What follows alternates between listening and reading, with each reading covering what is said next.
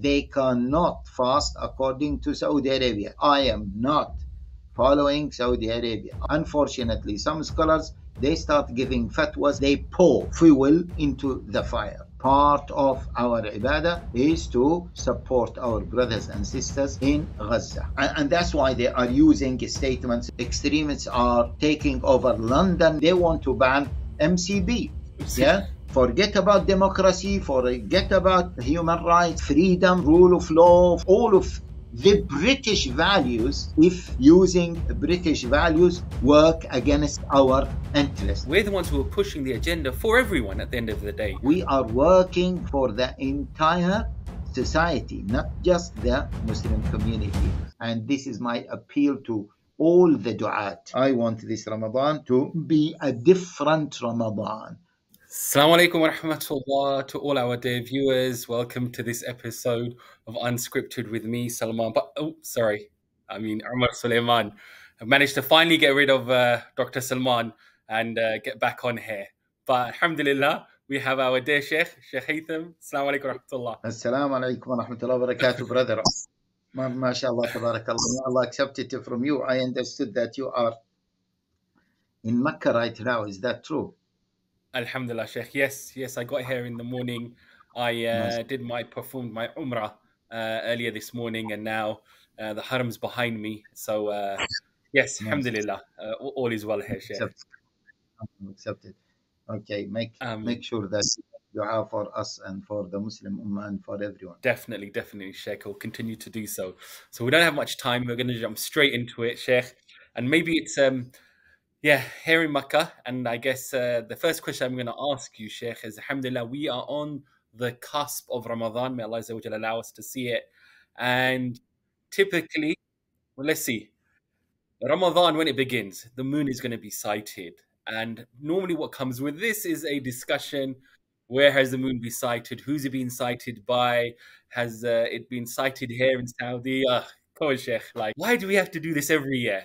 Local moon sighting, central moon sighting, please help us, Sheikh. Okay. Bismillah ar-Rahman ar-Rahim. Alhamdulillah wa salatu wa salam ala Rasulillah.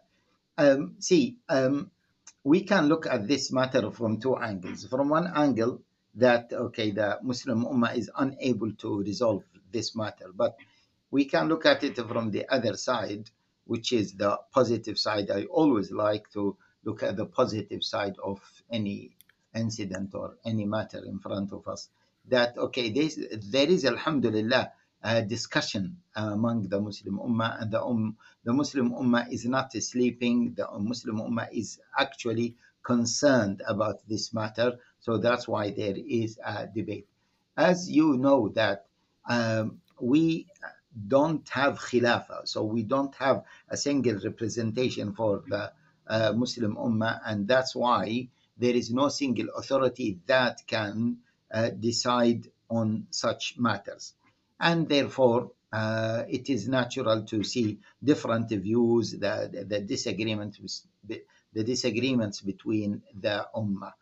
Now, in just to fast forward to get into the point, in the West, I have declared my position, which is, I believe, the Islamic position, not my interpretation of the Islamic position.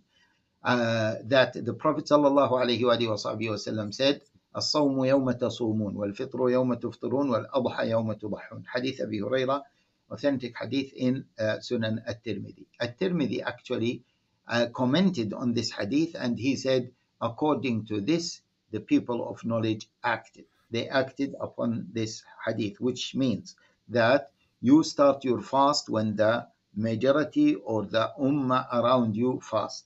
You stop fasting when the Muslims stop fasting.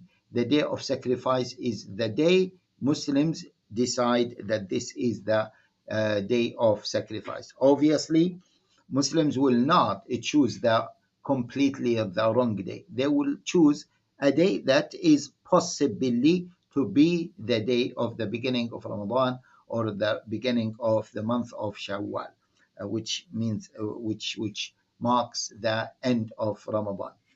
This hadith, and At-Tirmidhi said that the people of knowledge acted upon this hadith. This hadith will resolve the matter. But it is very unfortunate that many scholars are not listening to this hadith, and they look at the matter from a narrow angle, from their point of view, and they are ignoring this hadith. Okay, I said, if the Muslim community in the UK decided upon a day whether their decision was based on the local moon sighting, the global Yeah. moon sighting, the nearest country, the calculation, whatever. Okay, if most of Muslims accepted one of those criteria, we should go for it. And that's why in many years, not last year, the year before, and the year before that, even in 2 or 3 years, I gave fatwa to the people, to the Dutch brothers, the German brothers, and the Turkish brothers. The Turkish brothers, I have given them many fatwas throughout number of years that they have to follow Diyanat, okay, the decision of Diyanat, which is the authority, the Islamic authority in their country. They cannot fast according to Saudi Arabia. They cannot stop fasting according to Saudi Arabia. I made it clear to them in numerous occasions. And as I said, 2 years ago and 3 years ago, I made it clear to the brothers in Holland, go with the majority in your country. If most of them went for the viewpoint of Diyanat, okay, which is the Turkish authorities, because they have a big number of Turkish community in the Netherlands, Yeah, sure. go for that. Similarly, the situation is the situation in Germany. So this is the point. Look at the majority in your country. What do they do? Okay, do they follow the moon sighting, the local moon sighting? Just do it. Do they follow Saudi Arabia? Follow it. Do they follow Morocco? Follow it. Do they follow Turkey? Follow it. Do they follow calculation? Do it. But the vast majority, and and see, I it is not the time to discuss this matter in details. I have mentioned, or I have written about it a lot. I have challenged all the brothers who have different views to substantiate their view. I said to them, if you go to a country, for example, the brothers who travel from the UK to Pakistan, in Pakistan, what do you do? Do you follow the local Pakistan decision, or you fast according to Saudi Arabia, or you fast according to Britain? It is the consensus of all scholars. You follow what? The people in your country. Similarly, it is the situation here. Follow the people in your country. None of the scholars I came across allowed two Eids to be established in one city or in one country. Now, if we cannot establish two Eids, then what does that mean? Go with the majority. Okay, that's it. As simple as that. Now, I don't want to keep discussing this matter, brother Umar. And when people, by the way, when people say, "What about moon sighting?" I said, "Yes, we need to." Okay, see, let us understand it like this: the lay people and the people of authority. The people of Yeah, sure. authority, they should what? They should fast according to the moon sighting, because the Prophet sallallahu alaihi wasallam said what? Said, "Sumu لرؤيته وأفطروا لرؤيته." This is the general rule. The lay people, the masses, they should follow the people of authority. Now, if the people of authority, for whatever reason is there, they did not follow the moon sighting. They followed the global moon sighting. They followed the local moon sighting. They followed the calculation. They followed the nearest country because the local moon sighting is not possible. Then we have to follow the people of authority in our country. Now, if there is no single authority in our country, then the vast majority of Muslims in the country stand for what? Stand as a replacement for the people of authority in the country. Wallahi, if we apply this formula, it will be so easy. Unfortunately, some scholars, they start giving fatwas against this, and they pour fuel, okay, into the fire. Yeah. I Yeah, don't Sheikh. want to name any, but even some fatwa committees, they decide for the moon or the beginning of Ramadan, maybe a month before Ramadan. This, okay, even it is against the Sunnah of the Prophet ﷺ, I don't want to go into that, but that goes definitely against what? Fast when Yes. you all fast, stop fasting when you all stop fasting.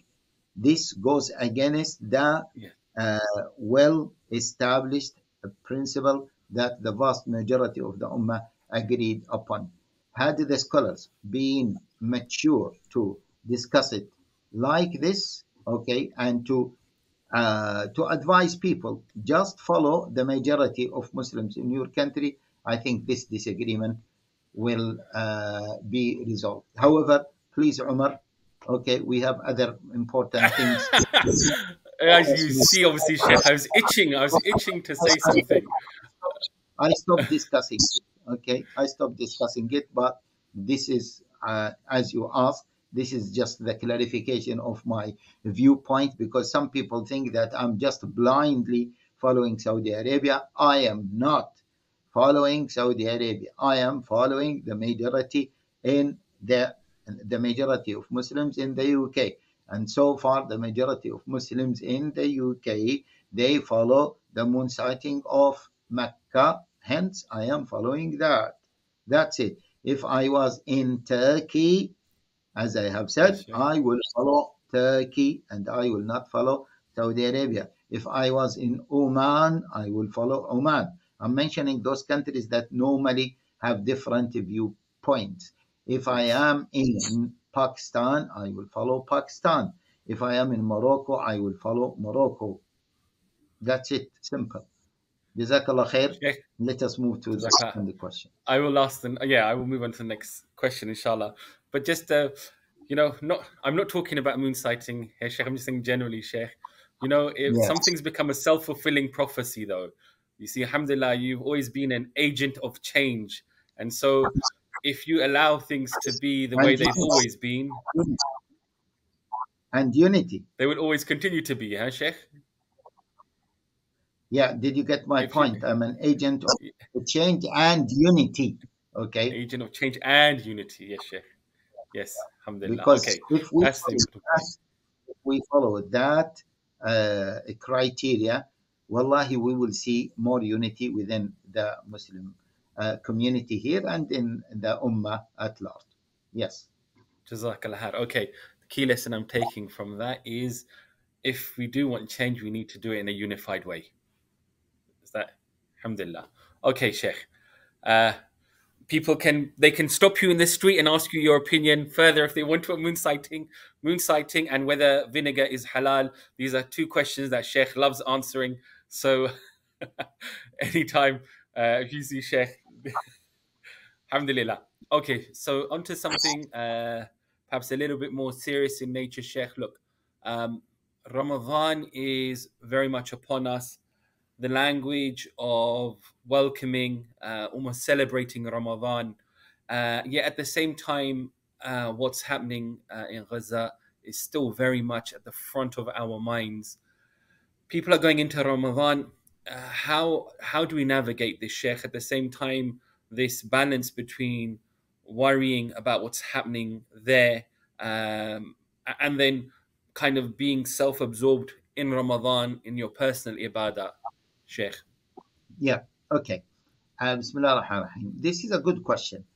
See, to be honest with you, we need to understand the true meaning of ibadah and the true meaning of our purpose in this life. The true meaning of ibadah is, as many scholars stated, and they have extracted this meaning from the verse وَمَا خَلَقْتُ الْجِنَّ وَالْإِنسَ إِلَّا لِيَعْبُدُونَ. I created jinn and ins for one purpose, which is to worship me, to worship Allah Jalla wa'ala.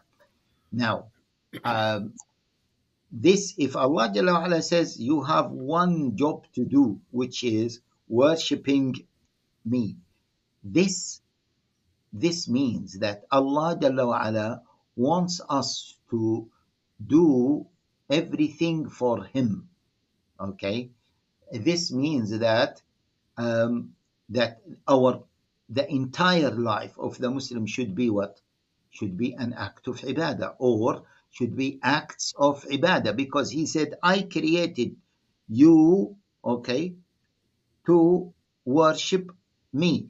So you have no other thing to do except to worship Allah Jalla wa'ala. Now, this means that our eating, our playing, our marriages, our businesses, okay, all of this should be considered to be as acts of ibadat. Let us not think that acts of ibadat include fasting, include going to the masjid for prayer, giving a charity, making dhikr of Allah Jalla wa'ala. That's it. No. These are the main and the listed ibadat. These are the 5 pillars of Islam and the listed, regulated ibadat that we cannot change. But life is not limited to those ibadat. And hence, my dear brothers and sisters, during the month of Ramadan, if there is any ibadah that is required from us at that time, we should do it. Okay. Now, in normal circumstances, the main ibadah that is required from us is to fast, and then at night is to do qiyamul layl. Yeah, during the between to do recitation of Quran. Okay, and so on. However, let me just mention a simple example. Imagine if there is a person who doesn't have that much income. He cannot take a holiday during the month of Ramadan. He has to work in order to provide for his family. Okay, let us take another example. The wife at home, yeah, the family, they need to eat and drink. They need to break their fast. They need to make sahur. Who is going to prepare the food for them? It is the wife. Now, can the wife say that, oh, listen, I want to do my ibadah. I don't want to prepare the food for you because I want to focus on my fasting, my dhikr, my salah, etc. Can she do that? No, she cannot do that. And we say that actually, my dear sister, my dear mother, part of your ibadah is to prepare the food. The father, part of your ibadah is to work to bring money to the family, okay, to sustain the family. We say to the children, part of your ibadah is to support your parents. So this is part of ibadah. Now, when there is a need for other types of ibadat, okay, other than working, then there is a need for that. Imagine, in a Muslim country, a policeman, the police has to work in order to maintain security. So that policing is considered to be an act of ibadah. Okay. Yes. Now, the Prophet ﷺ implemented this in the best form of it. That's why in the second year of Al-Hijrah, the Prophet ﷺ carried out the Battle of Badr.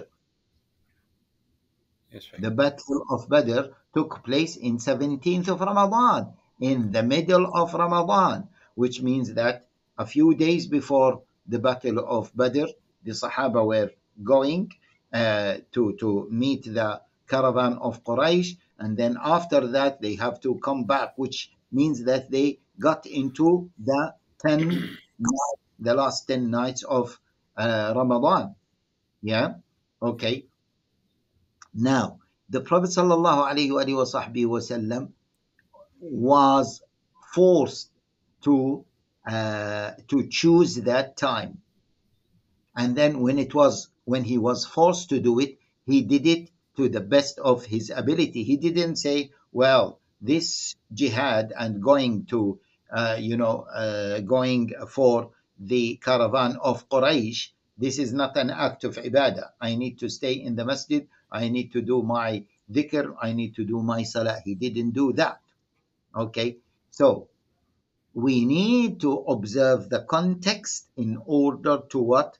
In order to know the best ibadah that we need to do in a particular context. Hence, if during the month of Ramadan we need to support our brothers and sisters in Gaza in different ways, maybe we need to raise funds for them. Yeah, this is an act of ibadah, because it is, as we said, the Prophet ﷺ did not just stay in his home. He went for this expedition, not only, by the way, in the second year of Al-Hijrah, but also in the 9th year of Al-Hijrah, when he opened Mecca. Okay, so these are considered to be acts of ibadah, and hence for us, at this time, part of our ibadah, yes, brothers and sisters, let me clarify this. Part of our ibadah is to support our brothers and sisters in Gaza. We need how to learn how to support them. Yeah, and different people support them in different ways, but this is part of our ibadah during this month of Ramadan. Sheikh, one thing is clearly supporting them, but some people, so one is supporting Gaza, but the other way is benefiting from Ramadan. What advice do you give those people who are feeling a little despondent that everything that's happening and it's starting after such a prolonged amount of time, nothing's changing, it's only got worse? And so the normal vigor with which they'd enter Ramadan, making dua, begging of Allah Azza wa Jal, they're feeling a bit broken and, perhaps not mentally as well balanced as they would be normally. So Yeah. what advice would you give to them? Yeah, first of all, just maybe as a continuation for the previous question, I said part of our ibadah during this month of Ramadan is to do whatever we can do to support our brothers and sisters in Palestine, in Gaza in particular, and different people support in different ways. See, the general elections, the general election is coming, and maybe we need to do something during the month of Ramadan in order to be ready for the general election, because we know that it can make a difference. Okay, whoever we choose to be in power does make a difference for Muslims in the UK. Now, maybe minor difference, major difference, but it does make a difference, and we need this difference to be in our favor as Muslims. Okay, and we need to try to choose the right people to be in power. This will be part of our ibadah. Now, having said that, my dear brothers, my dear sisters, I strongly believe that if we manage our time, we can achieve a lot in terms of the activities that we can do during the month of Ramadan, whether uh, uh, whether for the listed ibadat, which is fasting, the recitation of Quran, giving sadaqah, dhikr, focusing on our salah, night prayer, okay, and the other connected listed ibadat to those ibadat. I believe with some time management, we can achieve a lot during those days of the blessed month of Ramadan. Now, going back to your point now, which is that people feel disheartened, people feel low down because the war took long time, and as some people say, it is getting worse and worse. See, this is um, see, I maybe it is not the time to discuss this in details, but there are number of reasons for this feeling. Some of those reasons are related to our understanding of uh, of what is required from us. Okay, so you can say it is a theological reason. Some of those reasons are related to our understanding of the dynamic of change. Okay, maybe they are social, political reasons. Now, regarding and there are many other reasons, as I said, because of time, let us just maybe mention the key reasons here. The what is required from us, brothers and sisters, what is required from us is to do, not to see. Okay, what is required from us is to do. ومن أراد الآخرة وسعى لها سعيها وأن سعيه سوف يرى. Allah Jalla wa Ala said, your pursuit will be seen, your work, your effort will be seen. That your effort is the criteria that Allah Jalla wa Ala judges you according to. Okay, you will be judged by Allah according to what? Not according to the outcome you achieved, not according to the goals you achieved, not according to the results. Allah Jalla wa Ala will judge you according to the effort you have put along with your intention. Two things: your intention and your effort.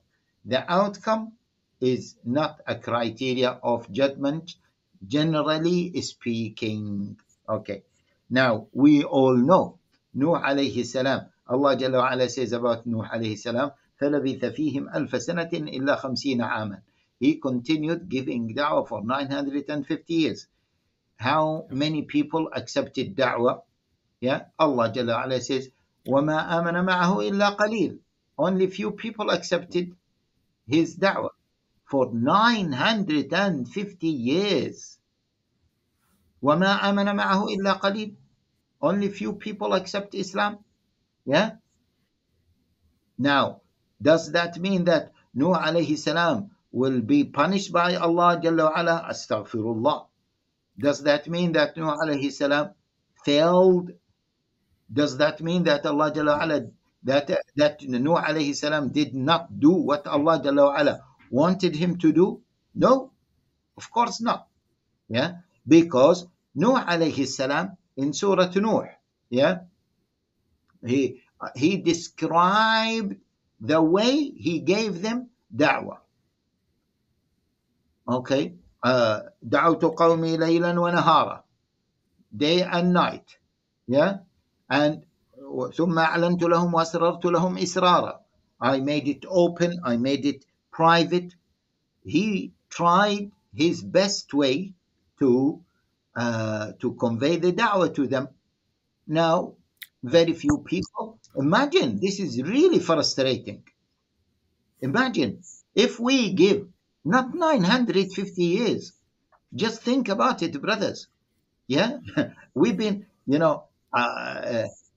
this invasion of Gaza has been there for a few months, not a few years. Yeah, we've been giving da'wah for a few years, not 950 years, and just a few people to accept Islam.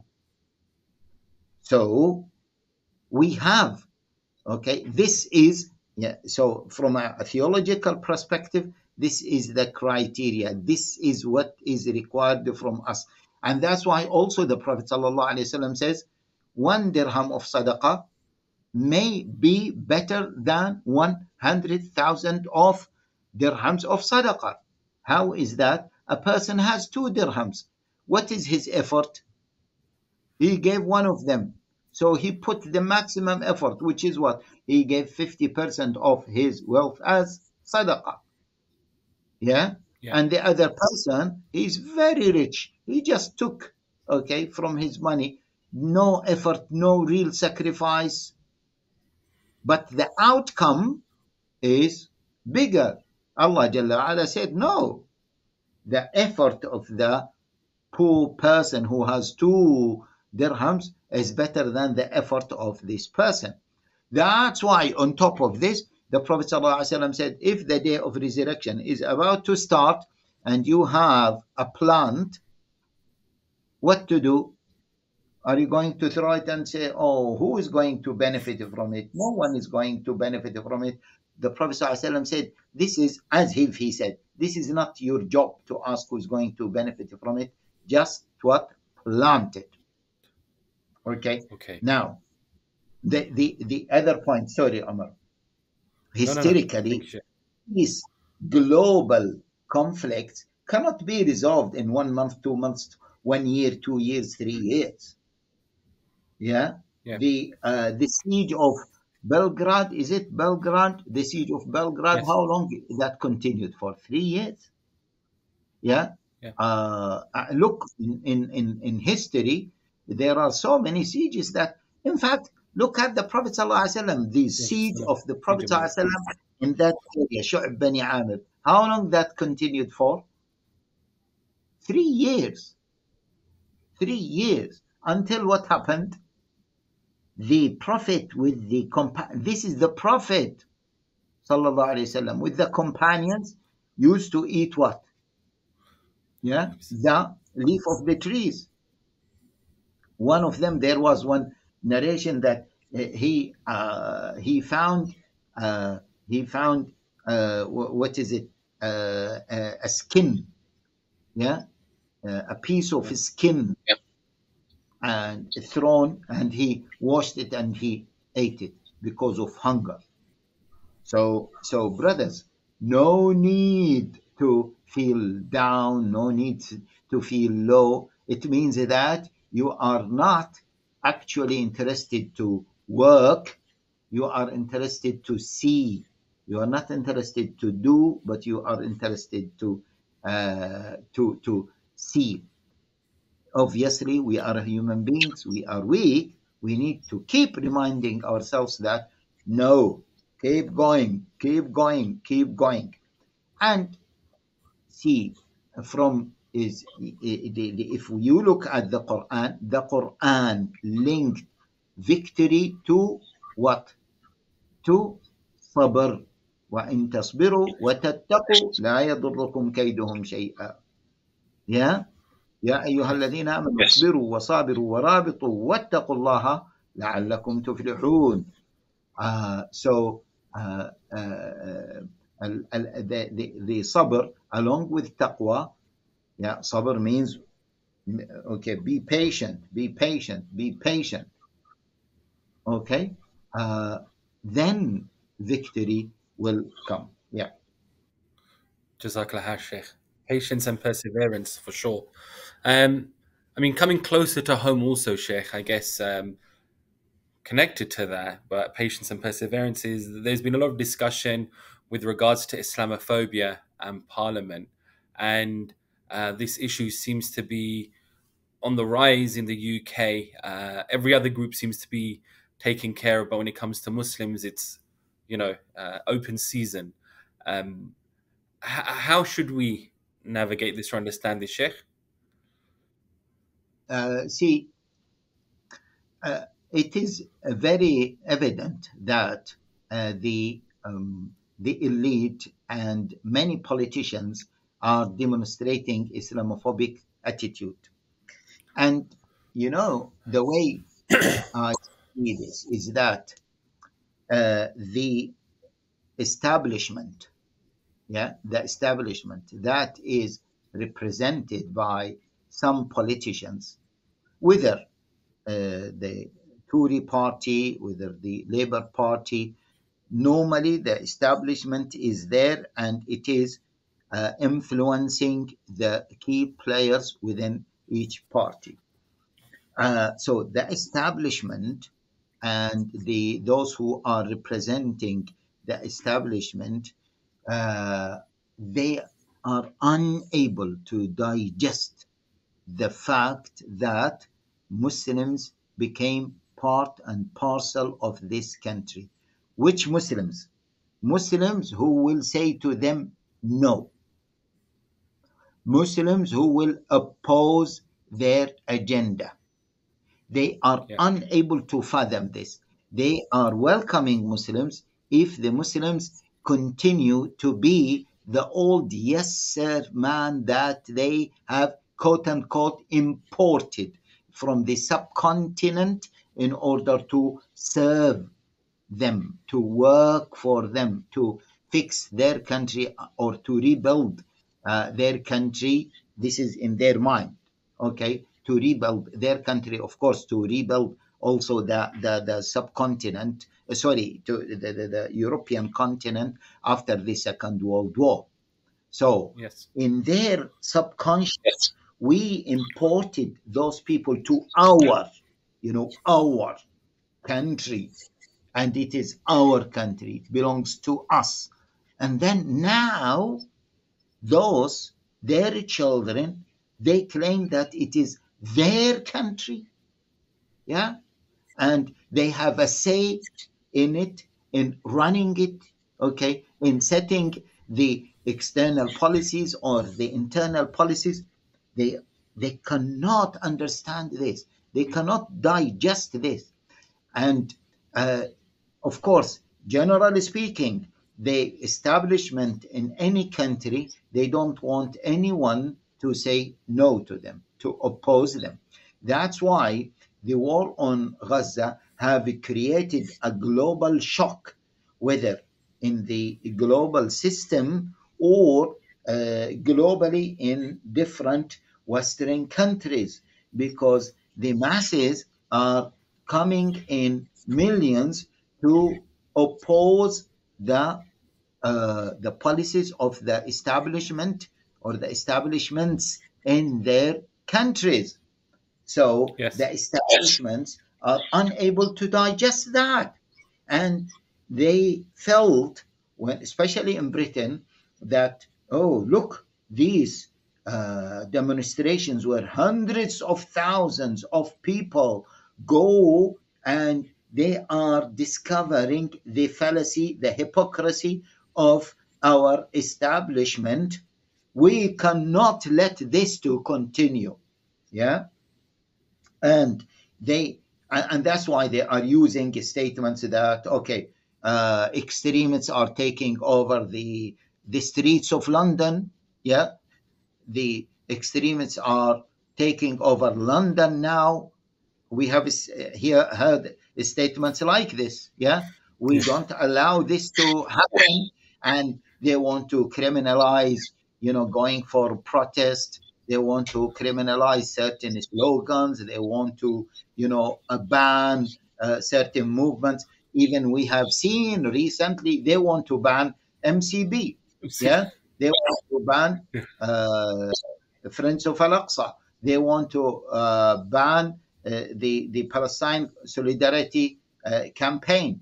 Yeah, they want to ban those organizations. Why?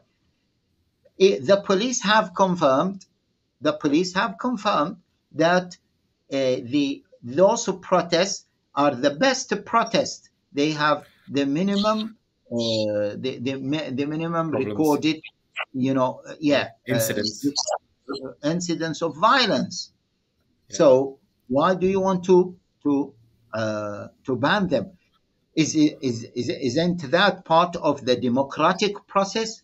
Or now you see that democracy is working against you, and hence, if democracy is working against you, we are ready to sacrifice democracy but not to sacrifice what?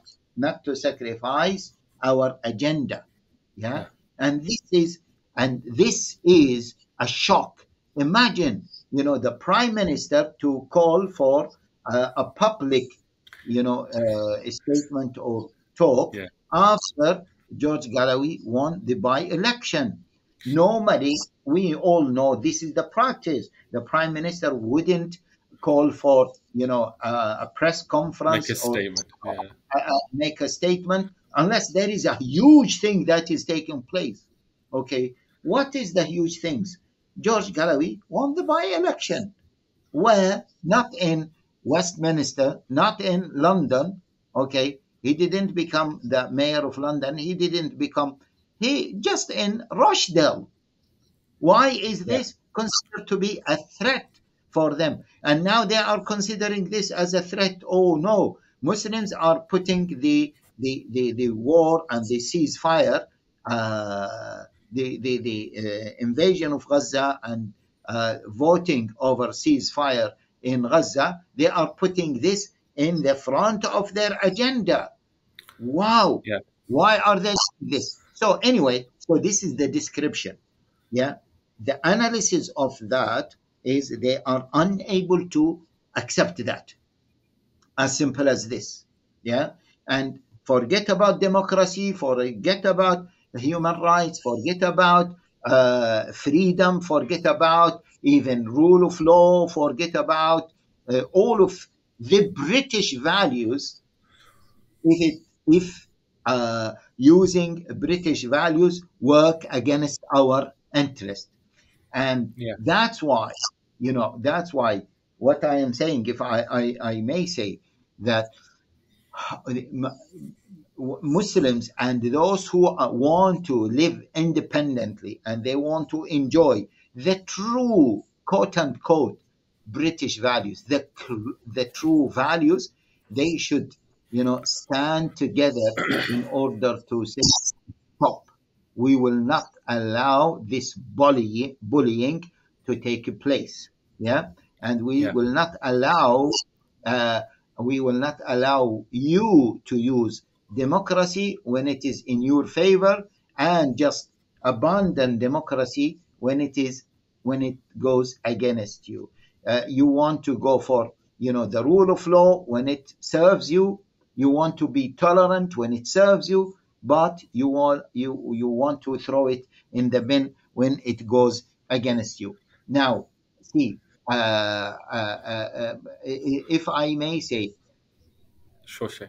someone might say that it is a natural struggle, okay, that yani Muslims have to go through it, okay, because they are until now seen as the others in Europe, okay.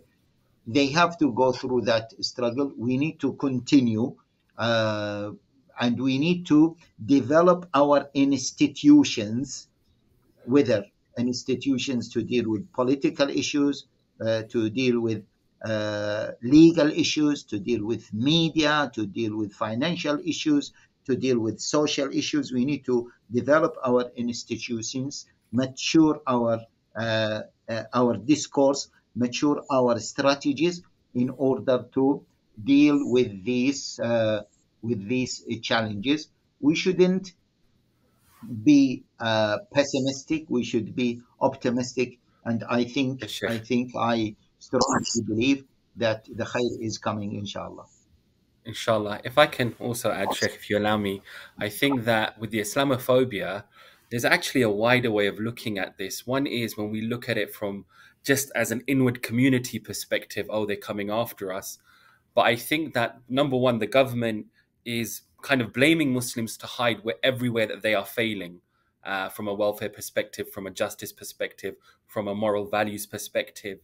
And Muslims are the ones who are actually protecting and giving rights to the average British person.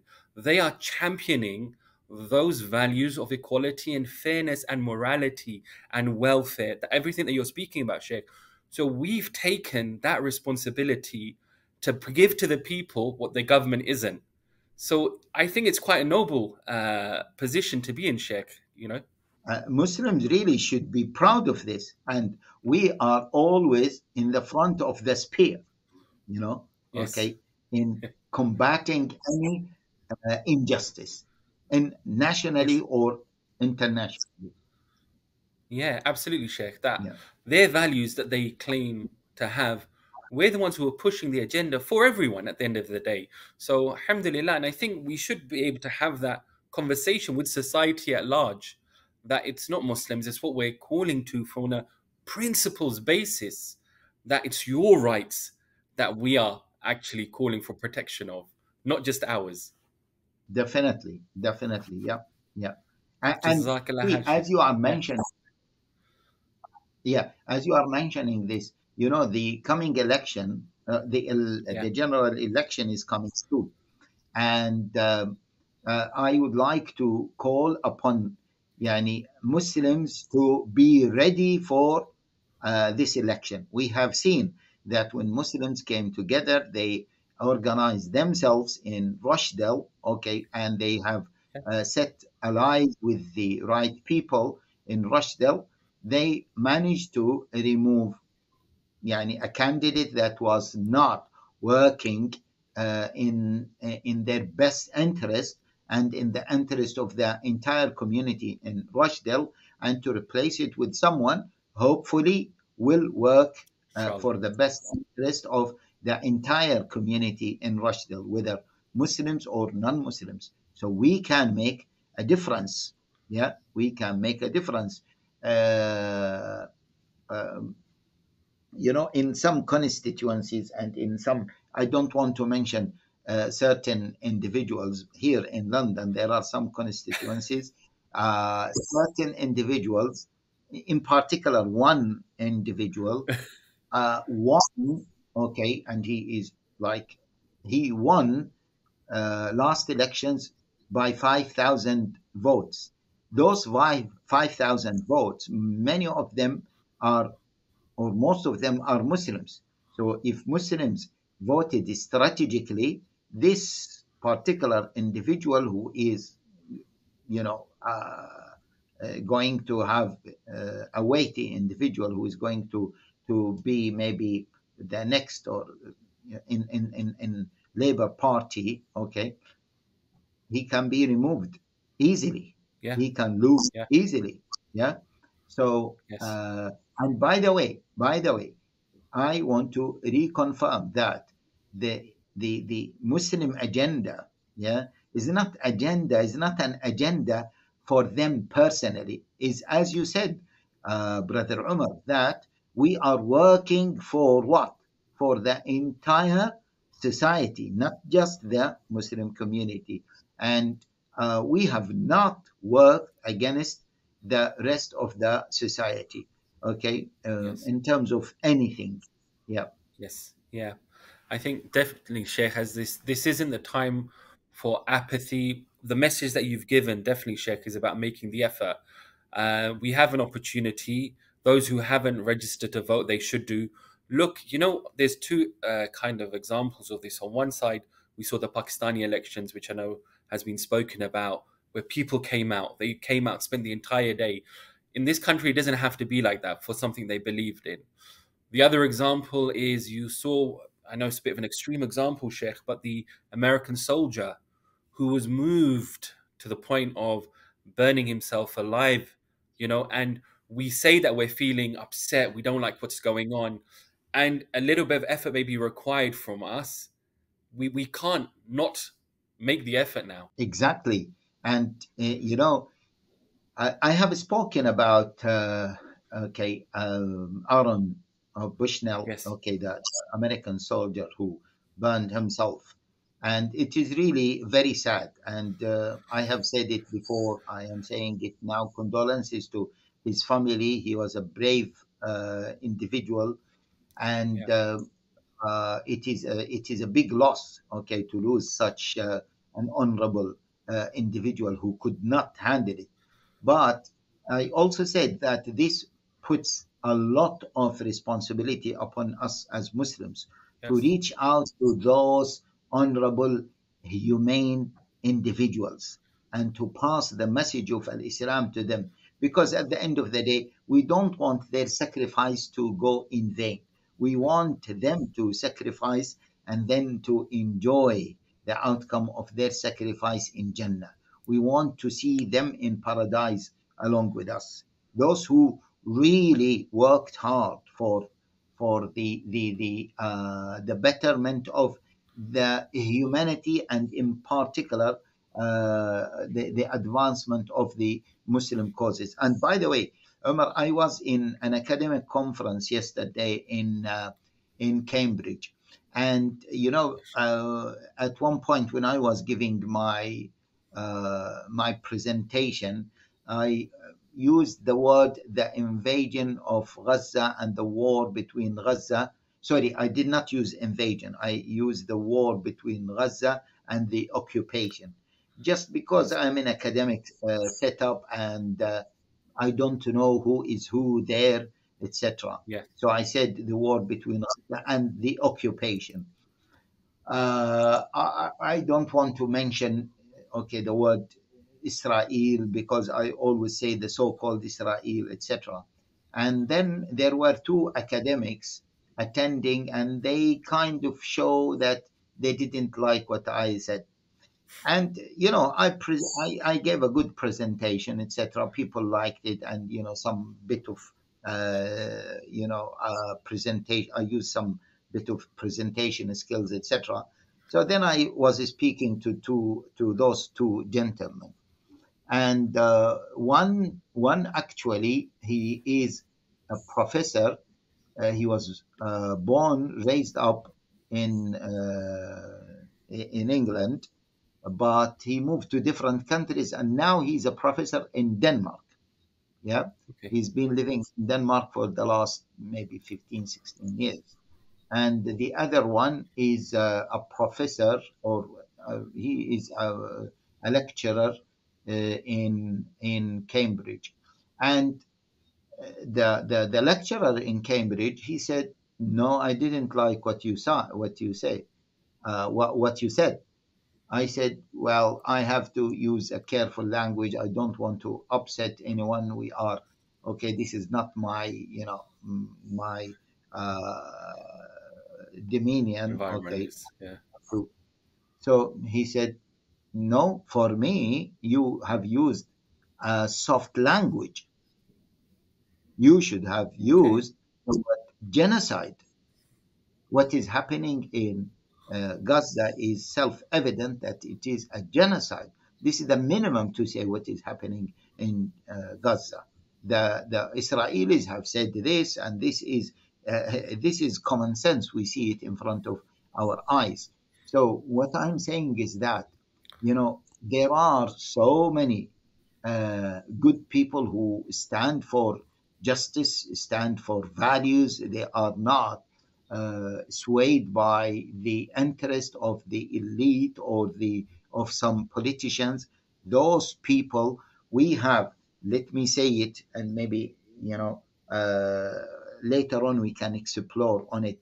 We have really to develop our discourse to be able to appeal to those people post Gaza, yeah, at Yes, the sure. moment. We do not develop our discourse to appeal for those people, then we will be losing, and we will be losing this great opportunity that might not be repeated. And this is my appeal to all the du'at, especially the English speaking du'at, to think of ways not only how to develop their discourse, but how develop their marketing tools, to develop their ability to reach out, okay, to those non-Muslims, yeah, and in the meantime to develop their discourse in order to appeal to those millions, okay, millions, if maybe, yeah, millions of non-Muslims. Absolutely, Sheikh. Jazakumullah khair, Sheikh. It's always amazing. Alhamdulillah, Sheikh. The language of positivity, of being unified, being ummah centric, and hereafter centric, never escapes us. If we can finish, if you can indulge me, Sheikh, finally, on we'll come back Ramadan. May Allah Azza wa Jalla allow us to see Ramadan. I remember often every Ramadan you give us some secrets. I remember one year especially you spoke about multiple intentions with charity. That was my secret that Ramadan that I benefited from. If there's one thing that you can give us as a secret to supercharge our Ramadan, what would it be, Sheikh? Yeah. See, the first point is, brothers and sisters, set targets. Without setting targets, you will not achieve the maximum of this Ramadan. Set targets in terms of how much you want to fix your relationship with Allah Jalla wa Ala. Yeah, how much you want to get closer to Allah Jalla wa Ala. How much, طبعا, it might not be quantifiable, but try.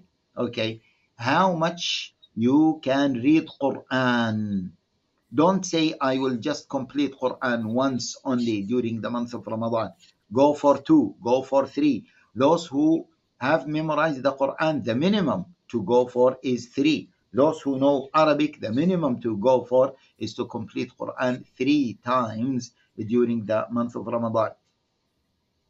The nights are quite long. You will pray Taraweeh in the masjid. For the brothers, sisters might not be able to pray Taraweeh in the masjid, or even if they manage to pray Taraweeh in the masjid, do more ibadah. Yeah, brothers, make sure that you are able to pray your 5 daily prayers in the masjid. Also, brothers, sisters, set targets in terms of sadaqah. Every single day give sadaqah. Every single day. Yeah. Also, brothers and sisters, set targets in terms of improving your akhlaq. I have a bad temper.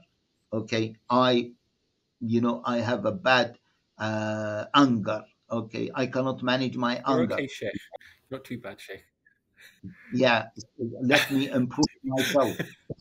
That Yes, Sheikh. I have a bad language. Let me improve that.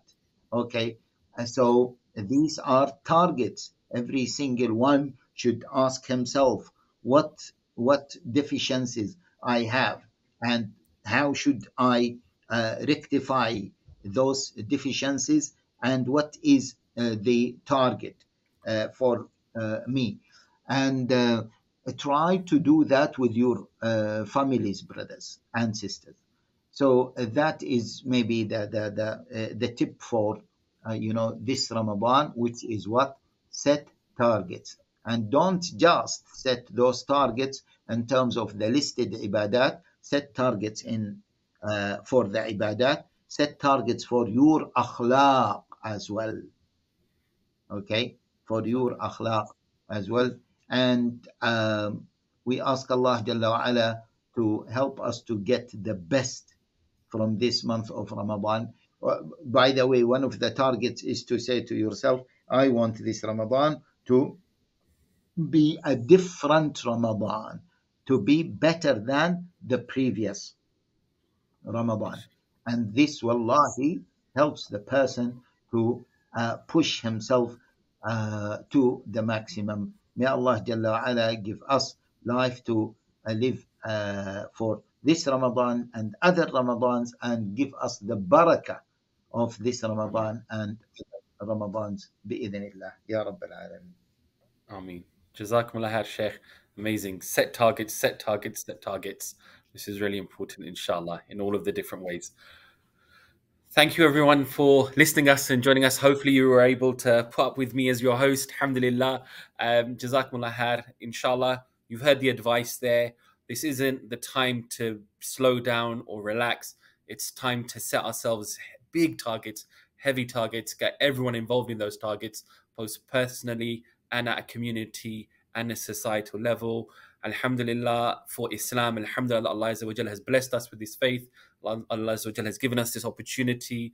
And don't forget the elections as well. Set a target for who you're going to vote for, inshallah. Jazakallah khair. Assalamu alaikum wa rahmatullahi wa barakatuh.